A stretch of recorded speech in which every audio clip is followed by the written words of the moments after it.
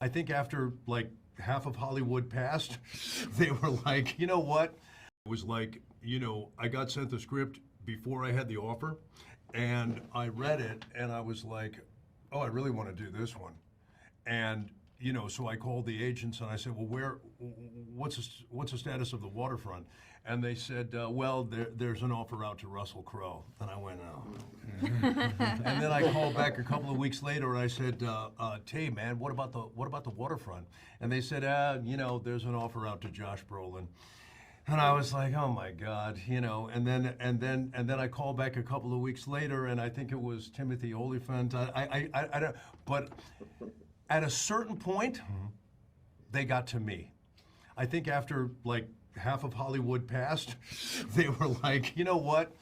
Holt can do it. Let's just give it to Holt.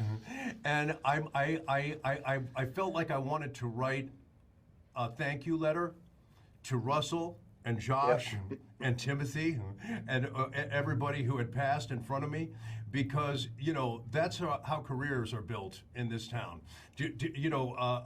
Tom Selleck famously passed on Indiana Jones.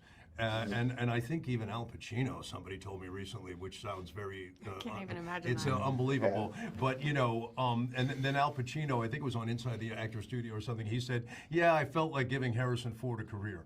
Do you know what I mean? It's like, I am very grateful to Kevin Williamson for offering me this role. I am equally grateful to all those gentlemen I just mentioned, if in fact that they really did pass. That, who knows how accurate my information is? It might not be. But the right guy ended up in the right part on the right show. Mm-hmm. And no matter how we got there, we got to where we were supposed to be. And I really enjoy playing this character, and I intend to play it for several seasons.